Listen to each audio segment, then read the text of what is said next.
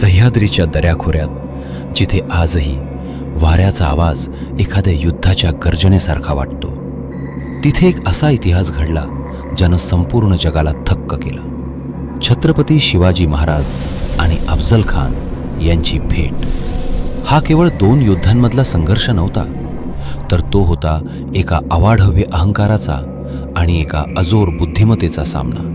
आपण सर्वांनी अफजल खानाच्या वधाची गोष्ट अनेकदा ऐकली असेल, पण तुम्हाला माहिती आहे का, प्रत्यक्ष भेटीच्या त्या 10 मिनिटांच्या थरारामागे तब्बल 75 दिवसांचं एक असं मास्टर प्लॅनिंग होतं, ज्याचा पत्ता खुद्द यमराजालाही लागला नसता.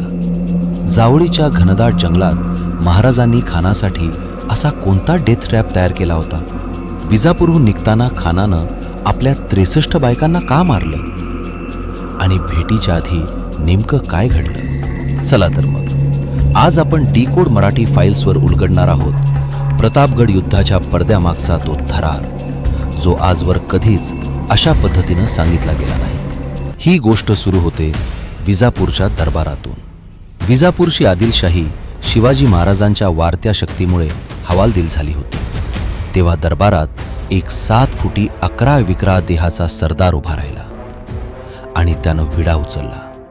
मी त्या डोंगरी उंदराला जिवंत पकडून आणतो, नाहीतर मारून टाकतो. त्याचं नाव होतं अफजल खान.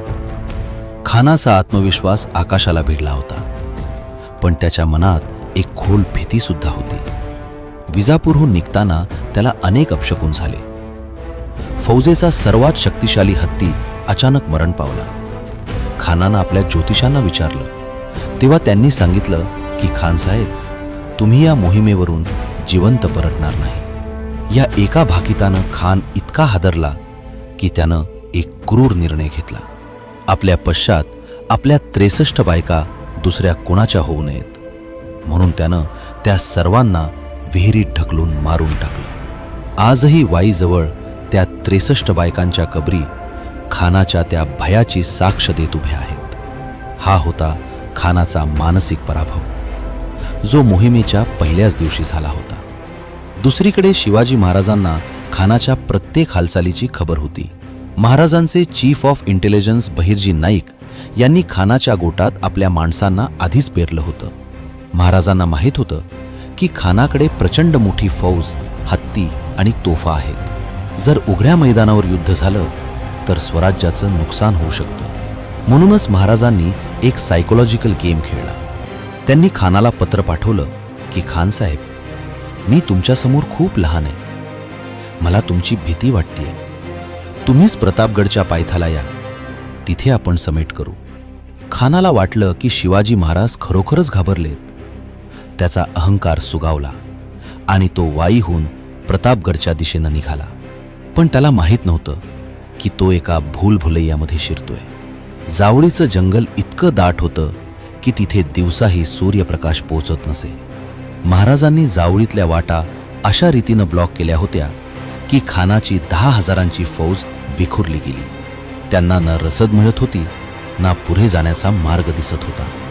भेट ठरण्यापूर्वीचे 75 दिवस हे गनिमी काव्याचा कळस होते. प्रतापगडाच्या माथ्यावर महाराज शांत बसले नव्हते. त्यांनी स्वतः रिहर्सल केली होती. विचार करा, समोर 7 फुटी दानव आहे, ज्याची मिठी म्हणजे मृत्यू. मग त्यातून सुटायचं कसं? महाराजांनी आपल्या अंगरक्षकांसोबत सराव केला होता की खानाने मिठी मारली तर मान कशी तिरकी करायची आणि वाघनखं कोणत्या अँगल्सनी पोटात खुपसायची.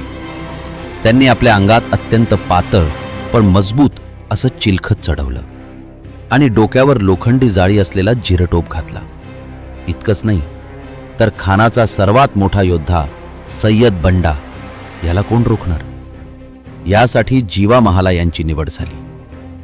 महाराजांनी आपल्या मावळ्यांना कान्हाजी जेधे आणि बाजी पासलकर यांच्या नेतृत्वाखाली जंगलातल्या अशा पॉइंट्सवर लपवलं होतं, जिथून ते खानाच्या फौजेवर अचानक तुटून पडू शकतील. ही एक वॉटर टाईट प्लॅनिंग होती, जिथे चुकीला 1% वाव नव्हता. भेटीच्या आदल्या रात्री महाराजांनी आपल्या मंत्र्यांना आणि कुटुंबियांना बोलावून घेतलं. हा भाग खूप भावूक आहे. महाराजांना माहीत होतं की उद्याचा दिवस स्वराज्याचा असेल किंवा त्यांचा शेवटचा. त्यांनी राजमाता जिजाऊंचे आशीर्वाद घेतले. त्यांनी आपल्या सहकाऱ्यांना सांगितलं की जर मला काही झालं तर डगमगू नका. संभाजी राजांना गादीवर बसवा आणि स्वराज्याचं काम थांबवू नका. त्यांनी पुढच्या मोहिमांचे आदेश सुद्धा आधीच कागदावर लिहून ठेवले होते.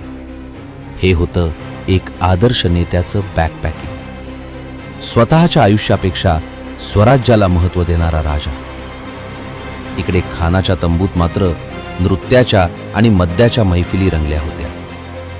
खानाला वाटत होतं की उद्या तो शिवाजी महाराजांना जिवंत पकडून विजापूरला नेईल. त्याला कल्पनाही नव्हती की उद्याचा सूर्योदय त्याच्या आयुष्याचा शेवटचा सूर्योदय असणार आहे. आणि तो दिवस उजाडला. 10 नोव्हेंबर 1659. दुपारी 2 वाजताची वेळ. भेटीच्या मंडपात खानाने आपला विश्वासघातकी डाव टाकला आणि महाराजांची मान आपल्या दंडाखाली दाबली. त्याच क्षणी कचाकच असा आवाज आला आणि महाराजांनी वाघनखं खानाच्या पोटात खुपसली. खान ओरडला, दगा दगा. त्यानंतर काय झालं हे आपल्याला माहितीच आहे. पण खरी जादू घडली त्यानंतर. गडावरून एक तोफ डागली गेली. ती तोफ फक्त विजयाची बातमी नव्हती, तर तो होता सिग्नल. तोफेचा आवाज ऐकताच जंगलात लपलेले हजारो मावळे, जे 75 दिवसांपासून उपाशीपोटी आणि दबा धरून बसले होते, ते एखाद्या वाघासारखे बाहेर आले. खानाच्या फौजेला समजायच्या आत स्वराज्याचा भगवा ध्वज चहूकडे फडकू लागला. खानाचे प्राणोत्क्रमण झाले आणि संभाजी कावजी यांनी एका घावात खानाचे मुंडके धरावेगळे केले. हे मुंडके एका कापरात गुंडारून राजगडावर पाठवण्यात आले. विचार करा, ज्या खानाने स्वराज्याला संपवण्याची भाषा केली होती, त्याचे मुंडके आज मराठ्यांच्या पायाशी होते. पण इथेच महाराजांच्या थोडवीची प्रचिती येते. त्यांनी ते मुंडके उकिरड्यावर फेकले नाही. महाराजांनी आदेश दिला की अफजल खानाचे विधिवत दफन प्रतापगडाच्या पायथ्यालाच केले जावे. आजही तिथे खानाची कबर आहे.